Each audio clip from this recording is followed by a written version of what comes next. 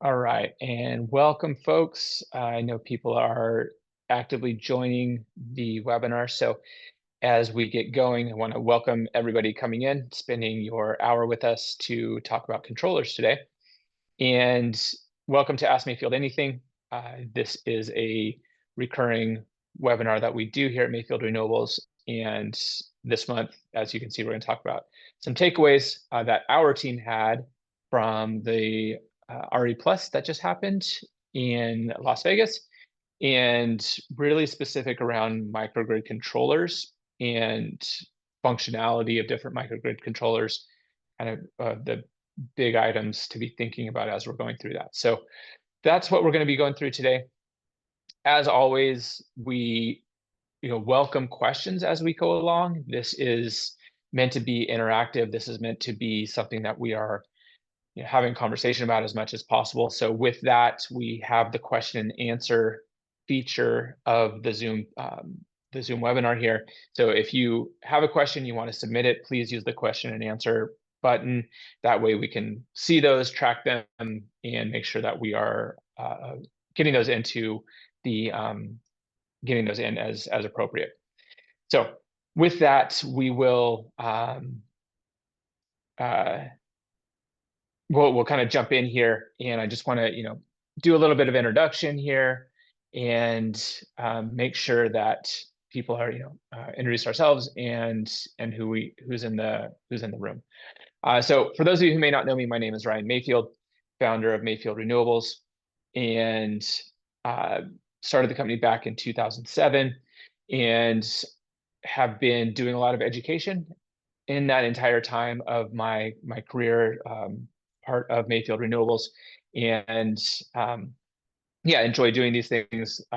Big part of what this is for us to get really smart people in the room together, I like to say, and talk about some topics that are specific to our industry. So that's what we're doing here, and a big part of what I've been doing as part of my career for a long time now. And so with that, I want to introduce Mayfield Renewables, kind of who we are as a company, consulting engineering firm. We do project engineering and do education, as you can see here. So we are really focused in on the solar plus storage area of the industry.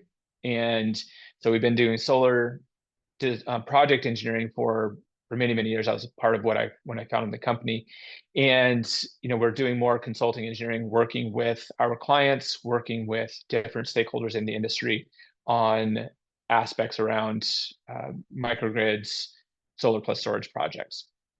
We are also, as you see, that project engineering is a big part of what we do. So working with EPCs, doing complete project plan sets, and doing electrical engineering, working with structural engineers to complete those entire plan sets. And then also education. So I've already mentioned that a couple of times. We have a lot of content out there that we put out there similar to this that is free. We have a number of classes that for purchase. And we are also doing our second annual education summit. So that will be in Seattle coming up in just about a month.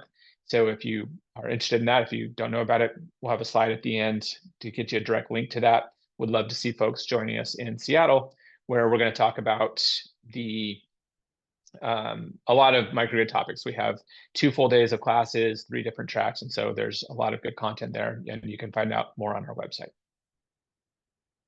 So today we are doing kind of this takeaway from RE Plus, and because RE Plus is such a big deal and there's so much to do and see, we're keeping it internal as far as the AMA goes. We've done this in the past before. So today I'm going to be joined by Jacob and Ryan from Mayfield, from our team. So I'm going to let these guys introduce themselves to start off with, and really these two, Jacob and Ryan Mateo, have been really involved in the controller side of things, really getting a handle on it. So I'm so glad that they're joining us, because it's definitely a topic that I feel like I'm still learning a lot and I'm still grasping at things. So I'm really glad that they're going to join us. So Jacob, if you'll start us off, you're CEO at Mayfield Renewables, but give us a little bit of a background and kind of how the controllers fit into what you're doing. Yeah, Ryan, thanks. Thanks for the intro there. I'm CEO at Mayfield Renewables. Been here for just over a year now. I have an engineering background and did spend a good amount of time in automation that included controls of different types. So looking at controllers again is exciting to me. There's a side to it though that's I think really timely in the market. I think that CNI, particularly solar and storage and microgrids, are things that are really now happening throughout the market and really a growth thing that's happening in the market. The thing that is not talked about as much is what the controls look like, how these control systems work, and what functionality they open up outside of just having the BESS and the solar or something like that. Having this control capability, both near term and long term, I think is where there's going to be big changes in the value proposition of these projects. So I was really excited when Laurel came up with this idea to really dive into microgrid controls. We'll get into what controls means because it's a big thorny topic, but I'm excited to walk through this today.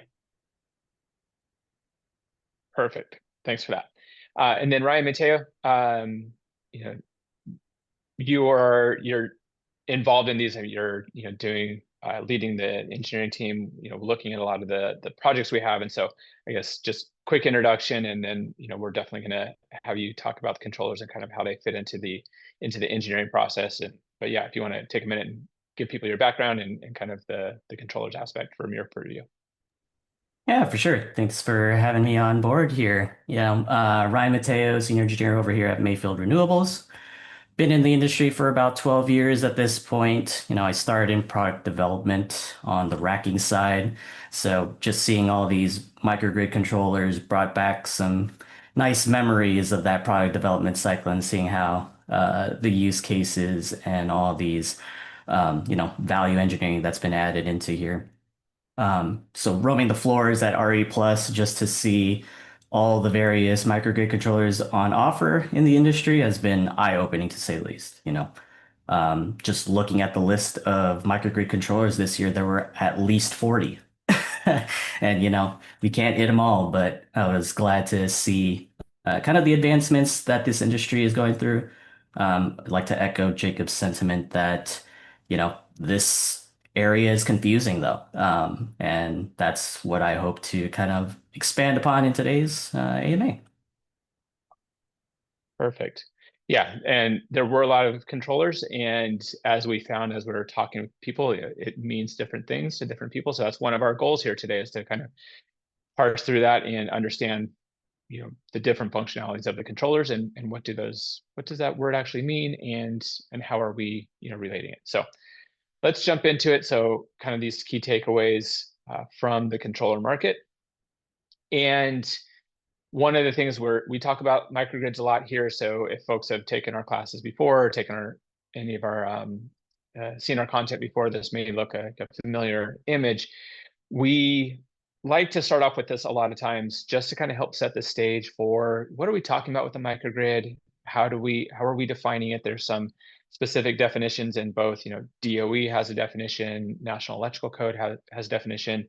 There's some working definitions, and they're all very, very close. But really what we're talking about here is, something that has distributed energy resources, some DERs. And so in this case, we're showing, some stuff there on the top that we're generating electricity, and we are, having that resource available. We have storage over there on the right-hand side where we're storing that. And we have the utility over on the left-hand side where we are interacting with the utility. We're able to connect with or disconnect from the utility and still operate and serve those loads. Those loads can take various forms. It can look like a singular building. It could look like a single load, quite honestly. You can see multiple buildings, multiple loads. So there's lots of ways to view this. And for today's context, for today's discussion, we're looking at the controls. And as you can imagine, that would be part of the control center. This is a very generic drawing where we're kind of pulling everything into kind of this singular control center. There's both power and communication, and there's a lot going on in there. Purposely kind of vague about what that is because it can take so many forms. But inside that control center is what we're looking at and what we're thinking about. And I think one of the things we talked about Jacob and Ryan, happy to have you expand on this, but the controls has a pretty wide reach, or they can have a pretty wide reach in terms of what they are controlling. And so I think that's part of what we want to get through and talk about today. And I know we talked about that in the prep session. Is there something you guys would like to add to that? I think oh, go ahead, Ryan. Oh yeah, sorry, apologies. No, pretty much no addition that we're not gonna discuss in the next slide coming up here. I think it'll be more abundantly clear as to what the reach of these microgrid controllers can actually get to, and maybe even some additional definitions as we see it developed in the market. I think the one note on this slide is that there can be many different types of distributed resources, distributed assets. And we have an other box here that could be, it's one box, but it could be many different things that can actually fit in that category. Exactly. Yeah, exactly. So there it can cover lots of different things, and take different forms in that sense. There is a good question that just came in, and this is one I think we can integrate into the conversation as we go along. So I don't think we necessarily need to dive right into it, but the question is, the difference between a microgrid controller and an EMS. And in the question, it talks about EMS as emergency management system. I would think of them as energy management systems, where we are, and that could be different than a PCS, a power control system, and how those relate. So I think that might be something we could weave into the conversation as we go. But I think that's a good question to have in the back of our mind as we're talking about those. So and to that question and kind of to that point, what is a microgrid controller?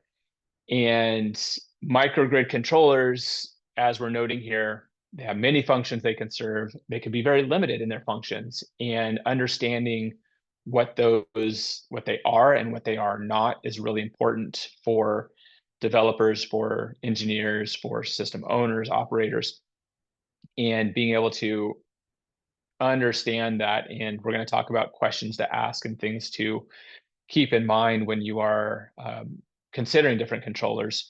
But one of the big things here is it can be software, it could be hardware, it could be both. And understanding what that level is of control, what it is that it's trying to do, what its core functions are, is really important. And then we have seen, and we will continue to see, multiple controllers in singular systems with different functions. We may have some that are doing, to the question at hand, they may be doing some energy management. Others may be doing more grid controls or isolation devices. So there are times when seeing multiple controllers in these systems is going to happen. And so understanding those functions. Over on the bottom right, we have the start of a resource from IEEE. So IEEE has a standard 2030, and this is specific from 2030.7. There's multiple chapters in this 2030 document, the standard for microgrid controls.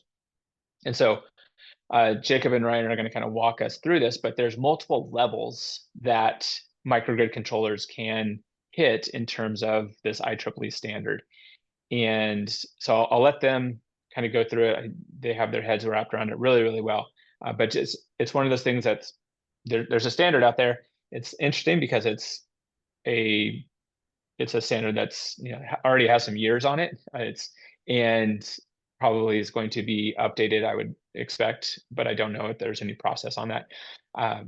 But it's interesting that it's out there and that we have this standard to talk about these controllers specifically, and for us to be able to compare them across the board. So I think, Jacob, you were going to start on kind of level 1, if I remember that right, and kind of talk to us about, I guess, the standard or these different levels as a whole, but then the specifics on level 1. Yeah, so there's 3 different levels identified within the IEEE standard. Level 1 really is the lowest level functionality, and we're not talking about the simplest. We're talking about on a device level. These are the functions that happen on the millisecond time scale. These are things that are very active within the grid. usually the controls on these are within the devices themselves. The isolation relay, the best controller, the inverters. These are the areas that are looking at reacting to local on-site conditions. And this is what fits within that level 1 definition in the IEEE standard. I think we'll go to level 2 next, Ryan, which is where the microgrid controller really starts coming in. Yeah, and to Jacob's point, for level 1, at that level, it's mainly the very specific device levels, but who's actually sending those signals out, and that's the microgrid control system. This is where, from IEEE's standpoint, this is what a real definition of the microgrid control system is, and that's why it gets confusing in the industry when everyone calls themselves a microgrid controller. From the IEEE's perspective, we might just be talking about level 2, but we know that's not true in the industry right now.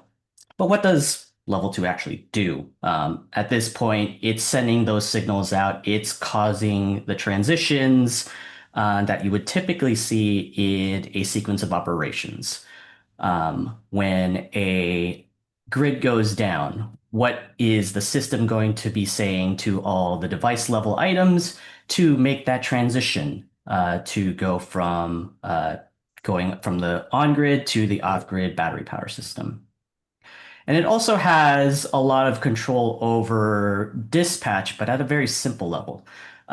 It's really telling you the load flow, or telling the DERs to do a load flow based on the conditions of the microgrid as it is currently. Let's say that the battery runs at a low state of charge at some point. Now we need to stop using the battery and trigger on the generator to support the loads. Simple rules like that, as again defined more in a sequence of operations. As we go up these levels, you'll notice that the typical time duration starts to get a little longer. But even at a level 2, we're still talking about seconds to make these decisions.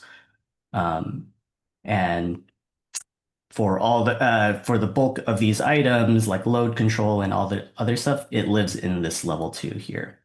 But we can go up to an even higher level in terms of level 3 here.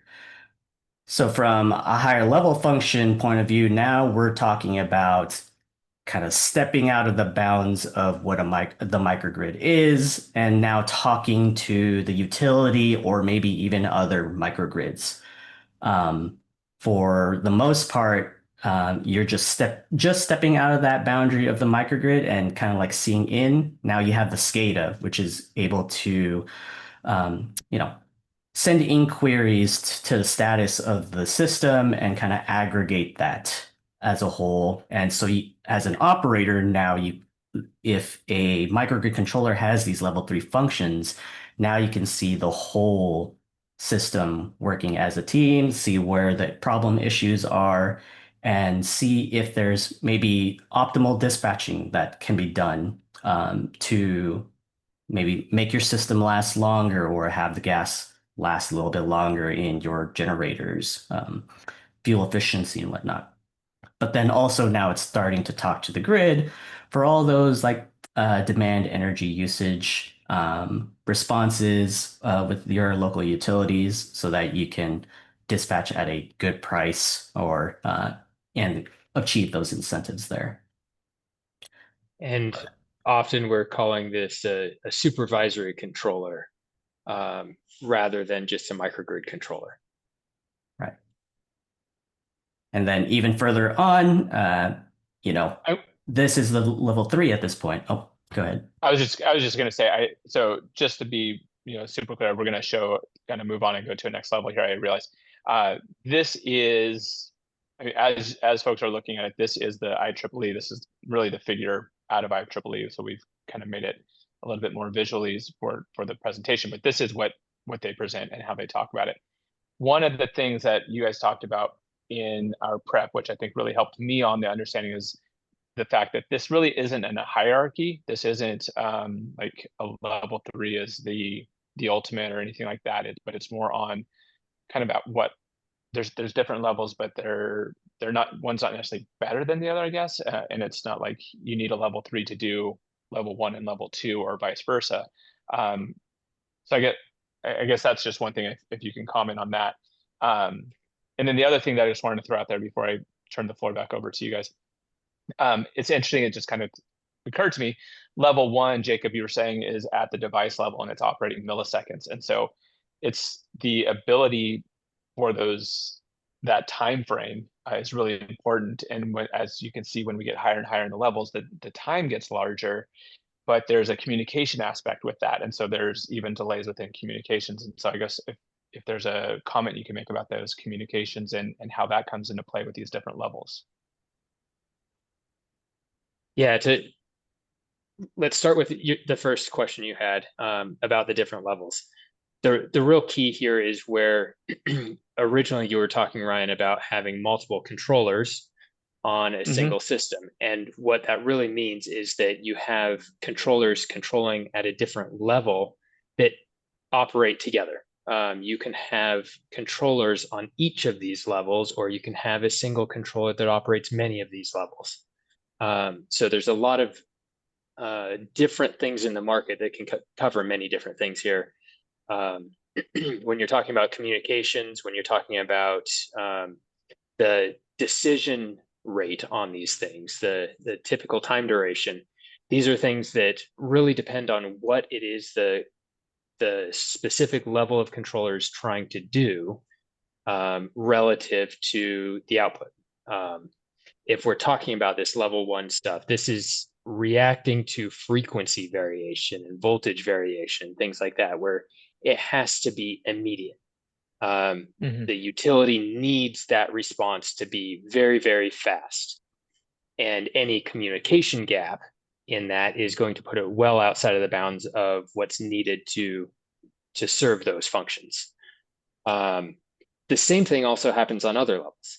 You need to have this microgrid control speed at a point where you can step through the sequence of operations, turn things off in the right amount of time, turn the next thing on in the right amount of time, depending on what your functional requirements are of the microgrid. But again, it doesn't need to be the milliseconds typically. This is the time it takes to spin up a generator or create a grid forming with your BESS, things like that. It takes time to do this stuff. It takes time to set up that sequence of operations. As you go up in the levels, I think we'll be talking about another level in a minute.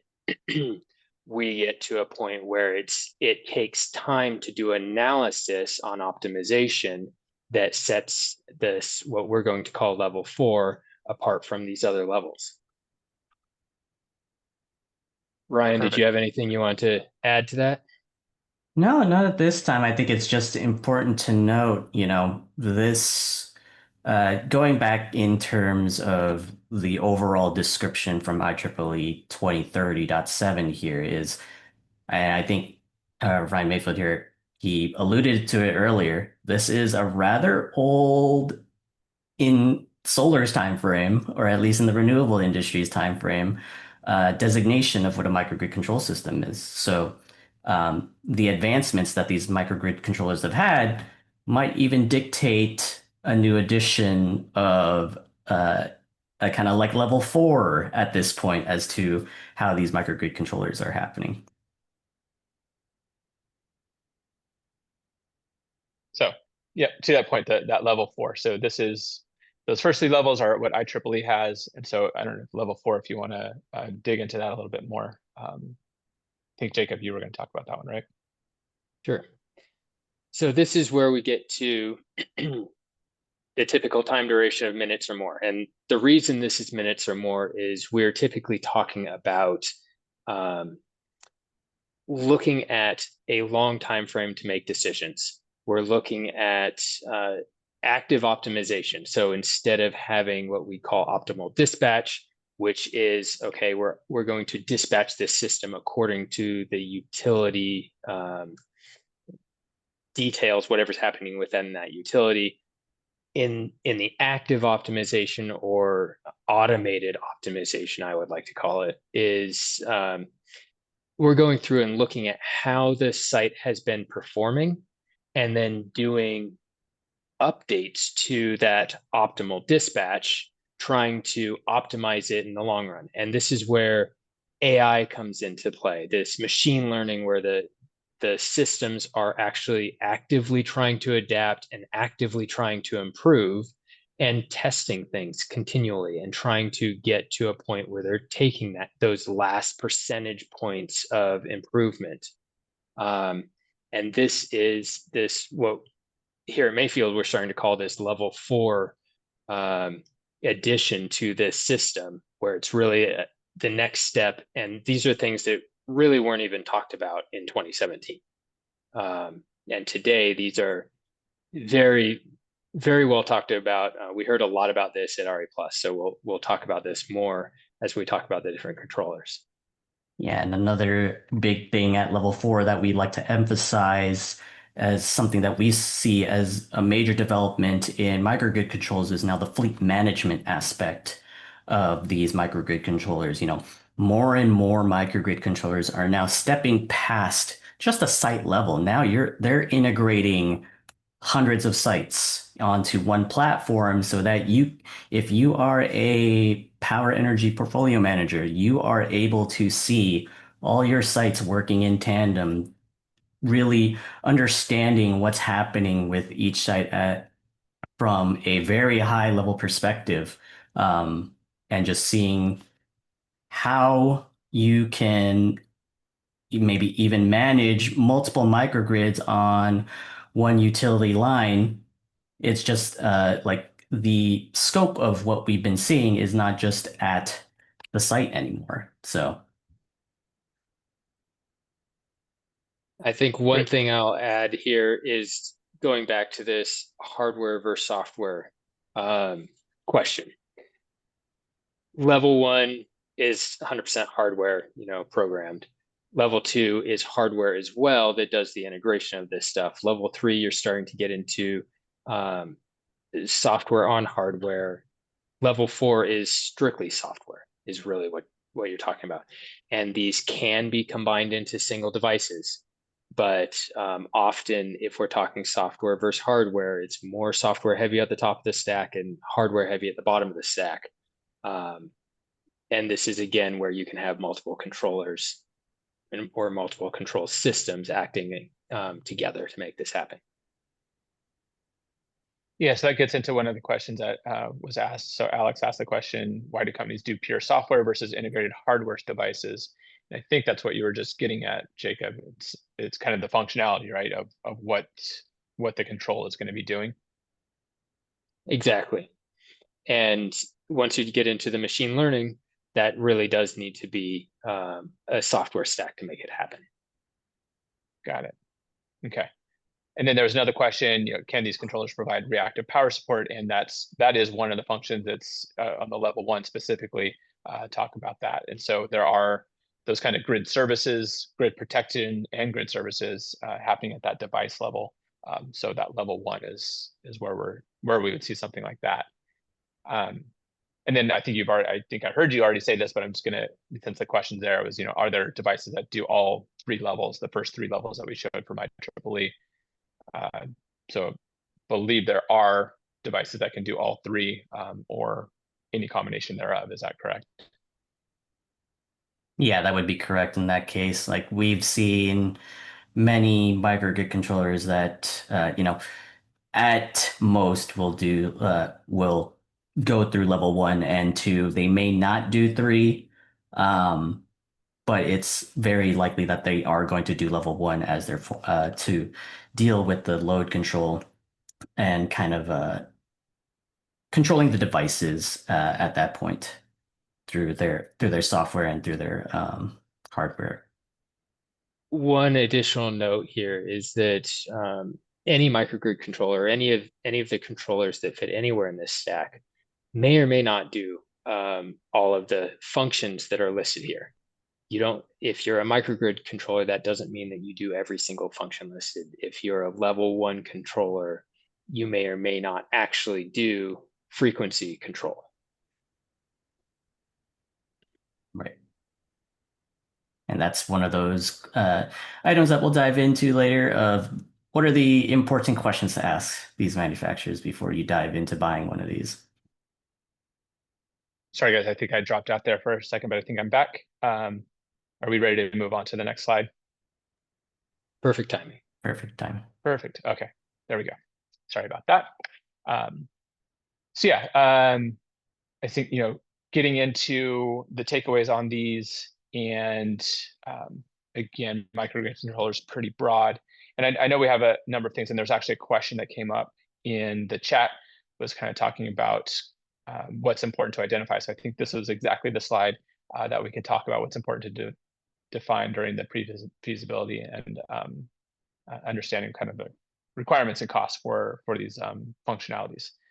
So yeah, so I guess, Mateo, can you start us off on this one and just kind of going through some of our big points here that we have for these, for the controllers we're going to talk about? Yeah, for sure. So as you can already tell by those levels, the 3 levels that we just discussed, microgrid controller is an extremely broad term in our industry. There is a definition, but we have not treated it that way as such in the industry at this point. So it really is a matter of making sure that you're defining your use case and what your microgrid is going to need to function for identifying your ideal microgrid controller. So what are these cases that we're talking about? Like economic dispatch, resiliency, the stuff that we typically talk about in renewables, like off-grid use and maybe even joining utility programs such as demand response. And it's also a matter from a developer standpoint, you really want to kind of ask, do I need all the functions that this controller is providing me? You might not need a microgrid controller for a fleet if all you're really looking for is a microgrid controller for one site, right? If your utility incentives demand a specific response from your system, can your microcontroller respond to that function? There are some microgrid controllers that do not typically will not read from the utility. It might just do it at a site level. If it can't read from the responses from the utility, that's a useless microcontroller for your use case. How hands-on are you going to want to be on when you're dealing with operation management of your site? Do you want flashy charts to be telling you everything about the system, or do you want a very focused user experience for maybe an end user that might not be as experienced in reading these kinds of things, but still wants to understand what's happening with their system? And of course, one more item is always going to be understanding how much integration of support are you going to need from the manufacturer or the microgrid controller to get the system up and running.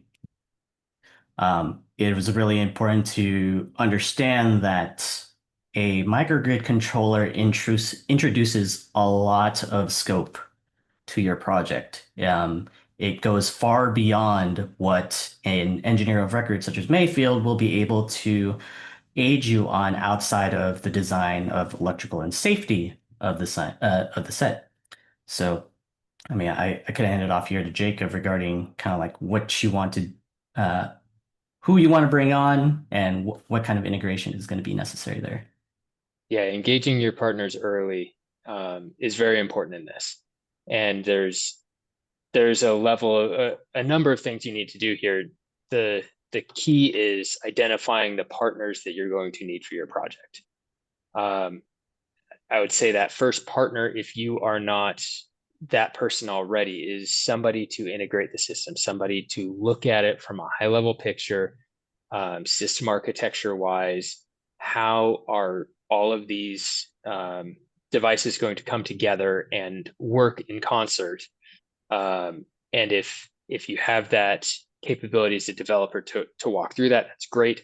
There's also a lot of resources available often specific vendors will have the capability of doing that for you. Best vendors that have integrated microgrid controls, for instance, often will also have will also bring to the table that ability to look at the entire system, look at your project needs, and be able to do that for you.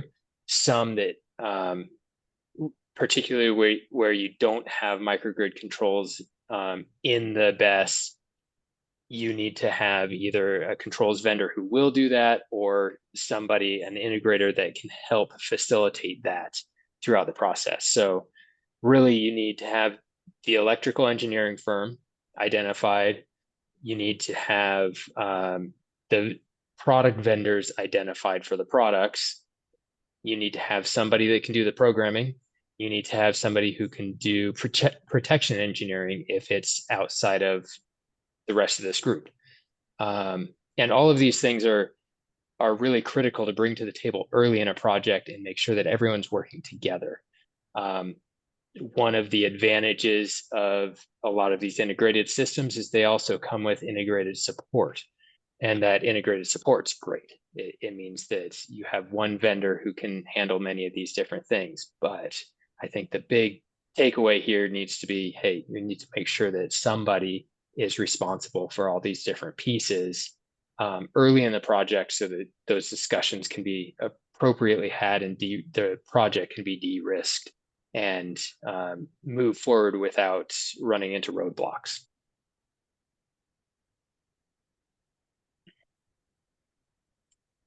I think Ryan. Perfect. Yeah. Yeah. Are we ready to talk about some of the specifics?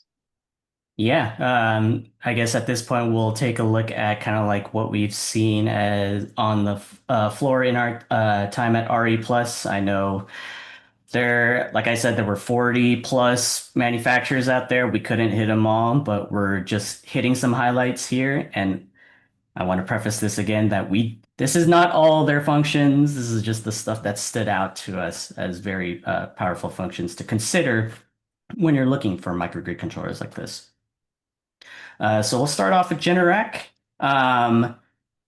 You might not have heard the news, but maybe you do now from this AMA. Is like they have recently acquired EATON, and Generac, they have their expertise with generators. They are one of the leaders there with generators, and now bringing in EATON's pedigree of strong client programming support, they were able to create kind of like this very intuitive microgrid controller that really clearly defines, the load flow and what's happening in your actual system to really help predict issues for those end users. They also have a lot of high degree of customization and productization based on their offerings. They can provide you the option for a relay cabinet, so you don't have to worry about looking for one of those, or maybe even like a load control cabinet that does a lot of the site curtailment for you, and that's all integrated into the ARC system, such that, as Jacob mentioned, that's reducing your scope. It really helps slimline the project stakeholders and reduce that interaction with many different vendors. All right, I'll jump into Xendee.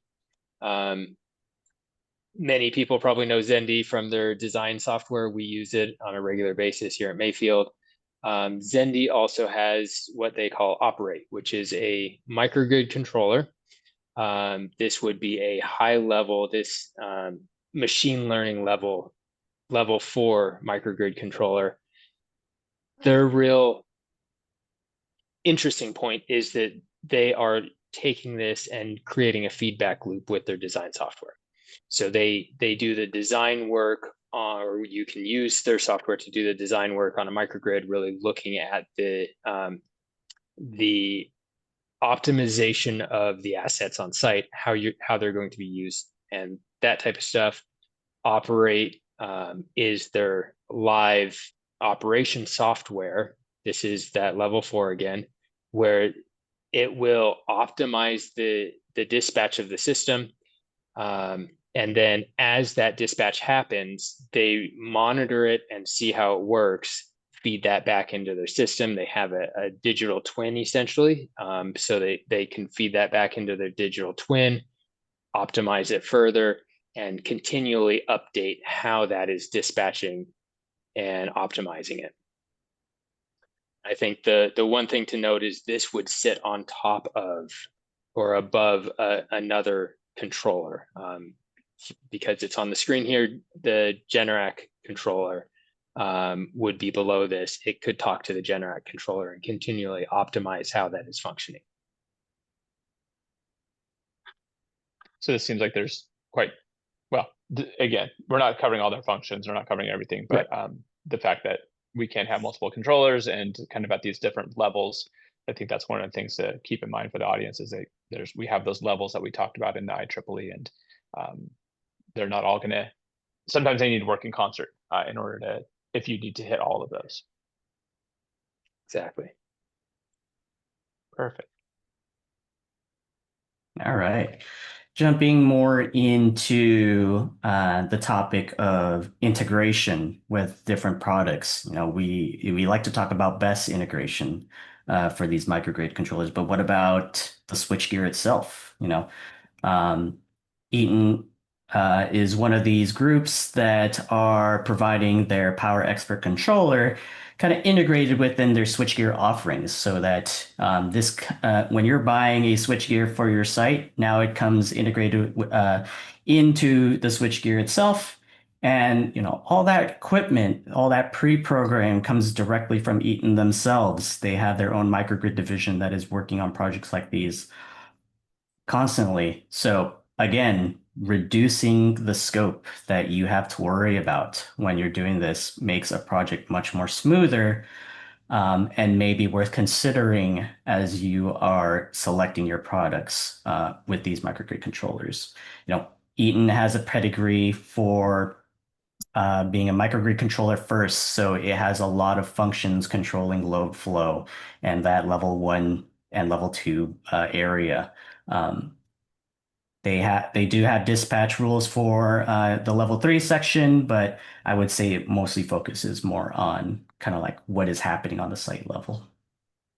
One of the things I found interesting on EATON was they do a lot of the testing, programming remote, so in the factory floor, so that when it shows up on site, it's really more on that plug and play side. It should already be tested and ready to go for your site, which I thought was very interesting. Very good value potentially.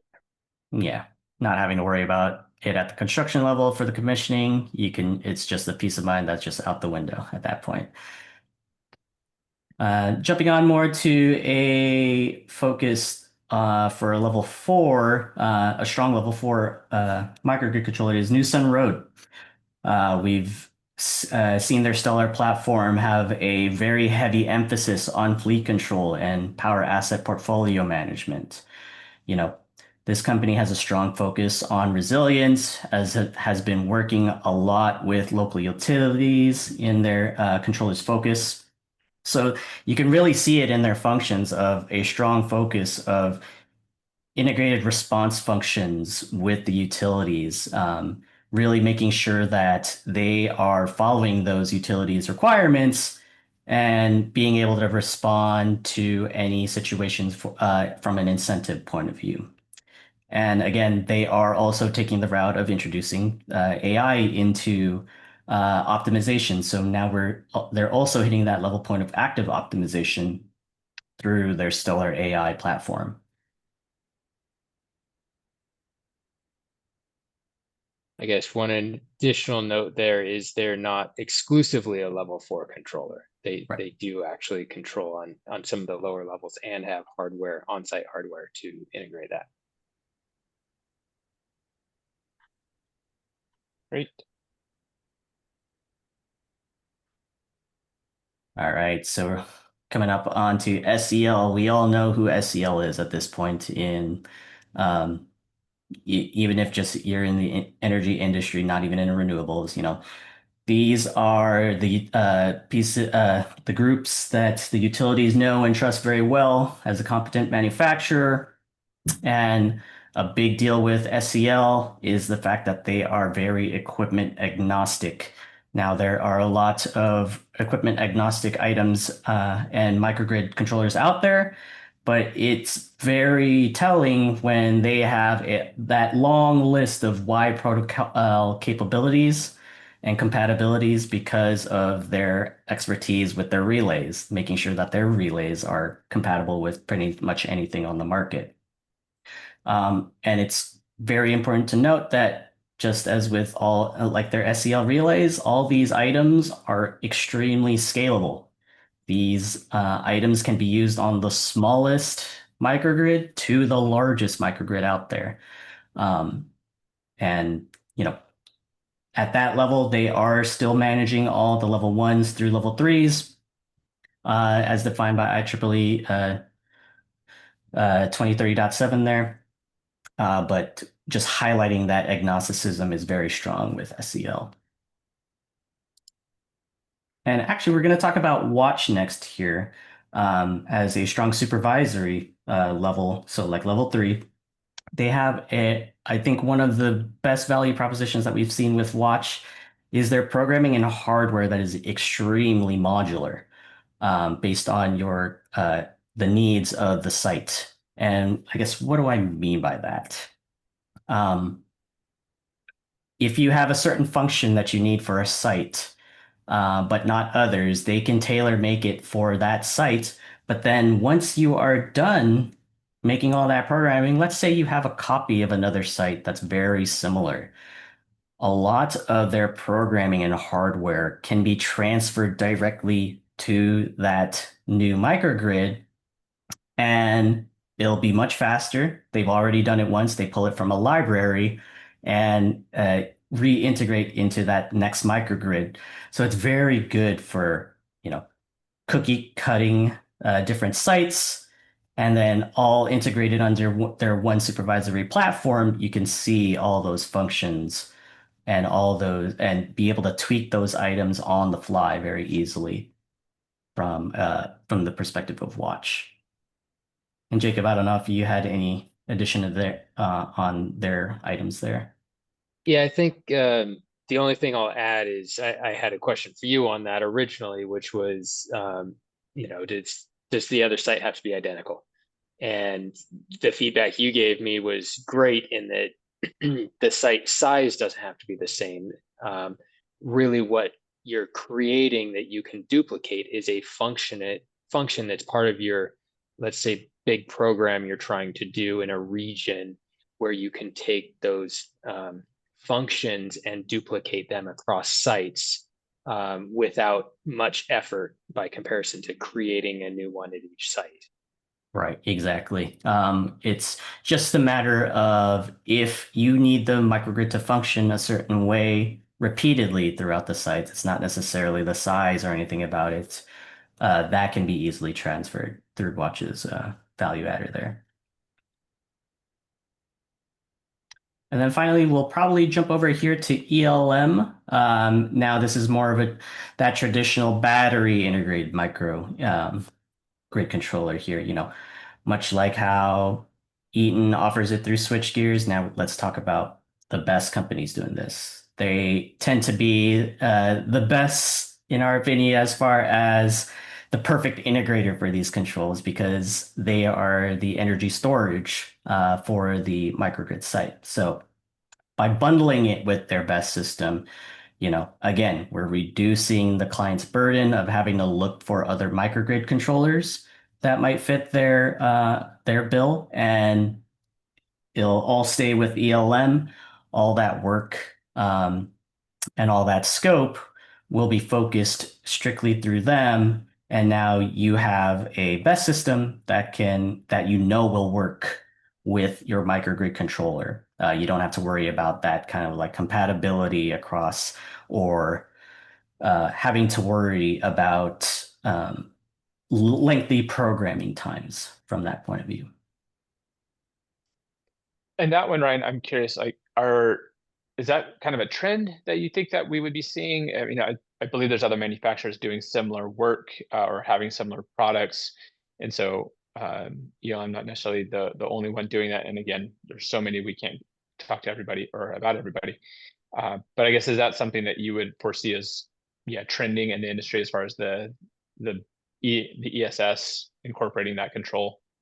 Yeah, absolutely. I mean, we've got like two major other players like Tesla, and Solarc are now integrating kind of like these microgrid controls into their inverters or directly into their system, to have this same kind of value add where now one controlling manufacturer is going to deal with all these little bits and pieces of the new scope. Mm-hmm. One of the differences I'll highlight here with different companies is that they provide different integration support. ELM, because that's on the top of the screen here, does a fair amount of integration support with their system, making sure that those system needs are met. Others do more or less than that, but it's a good developer discussion to have with your vendors, is who is going to address all those challenges along the way.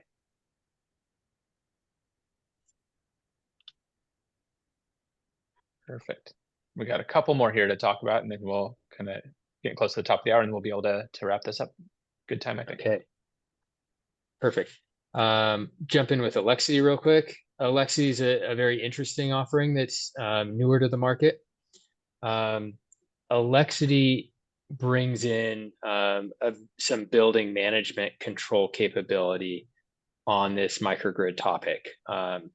Elexity has the capability of controlling both HVAC systems and EV charge controllers. And with that, these are essentially two additional storage devices, right? One's a thermal storage device, which would be your heating and cooling of your building that you can make adjustments on, and the other one's EV charging. Bringing this into and integrated with a microgrid control gives you the ability to add more value and control systems even further, without as much CapEx. The other piece is that they take this machine learning AI approach as well, doing predictive optimization of the system. So they will be looking at weather events, and they'll be looking at other things to make sure that the system is operating optimally for whatever it is expecting to come next. Right. And just jumping on to our last item here that we saw at the show here, Fractal EMS. We wanted to throw this in as kind of like a very interesting one, because it's purpose built from the ground up as a controller for utility scale level microgrids. It's extremely scalable. All their functions have the consideration of utility in mind. We're talking security, energy management, optimization. All those items are tailor focused to answering utility fleet management and distribution to the grid as a response microgrid. And as far as many controllers go, they are as turnkey as a brand can be in this utility space. They have a fairly large offering of functions and kind of like services that they can provide for all bits and pieces of a utility microgrid. That is surprisingly, it's quite impressive how much they can cover on the utility when they are that hyper focused on one item. But it is important to note that they don't really do commercial level at that point. But they might at some point, but that's just something that was emphasized to us on the floor. They're like, yeah, we really like to focus on utility. Right. Yeah. So kind of outside of what we typically do, but it was an interesting conversation and an interesting product that we looked at for sure. So for those that doing the utility scale, makes a lot of sense to look at that and understand that. Yeah, and I always hate to use the word turnkey. Turnkey always happens to add a whole lot of mess into the discussion, but I would say that, Fractal is as turnkey as it gets. Okay. Okay. Good to know. Well, all right. So we're going to get into the top of the hour. So we're going to wrap up, I think, here. And there's a couple of questions out there I'm going to see if we can get to. I'll throw these key takeaways up on the screen just to have them up there. And not surprisingly, we talked about this. Lots of controllers on the market. Need to understand kind of your use case, what you are trying to accomplish with your system, and engaging those vendors early is important. Kind of along that last point, though, the question did come up. Liam asked the question about when installers should look for controllers that offer dedicated edge hardware for control versus pure software-based APIs. I think maybe, Jacob, you had kind of touched on this earlier in terms of kind of where hardware versus software lands, but would you have a comment on that, kind of when to look for those different offerings?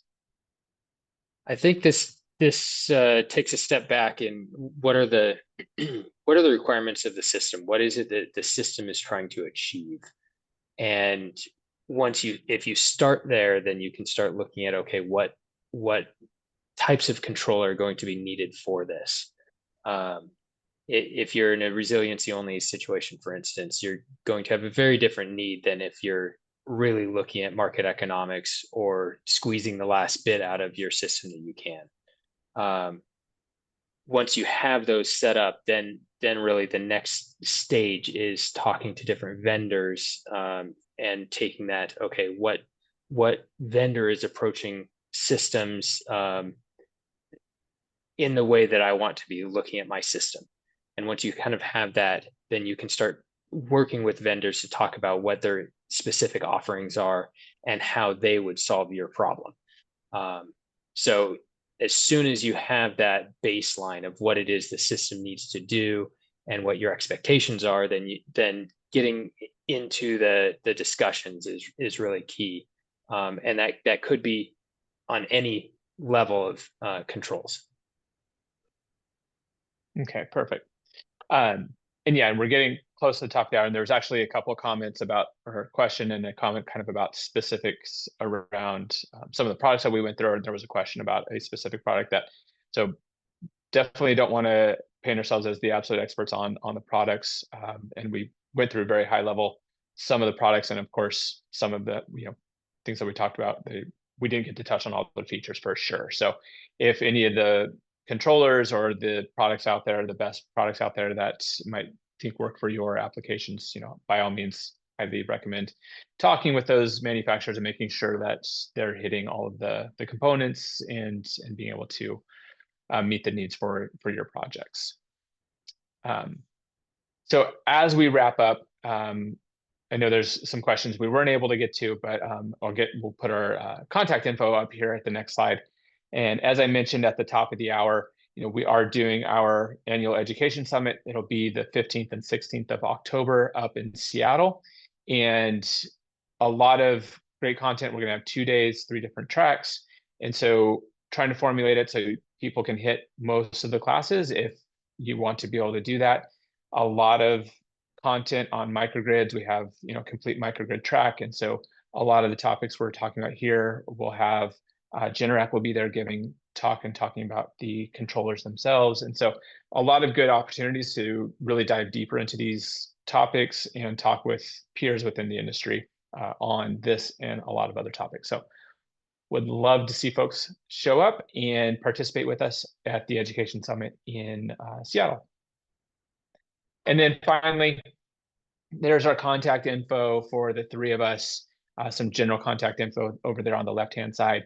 And if you do have questions, that you want to follow up on, feel free to reach out to us. Love to get feedback, hear from folks, what questions that you do have. And then always, open to input on future AMAs or just being able to understand kind of what the industry is looking for. So always have our ear to the ground for that. So with that, Jacob and Ryan, I really appreciate you guys taking the time. I know this was an add-on to our time at RE Plus, which was already busy. So I really appreciate you guys, taking that time, taking that effort to dive deeper into this topic and be able to, discuss it with our audience here. Thank you, Ryan. Yeah, thank you as well. Great. So thanks to the audience. Appreciate it. And I look forward to seeing you at our next AMA.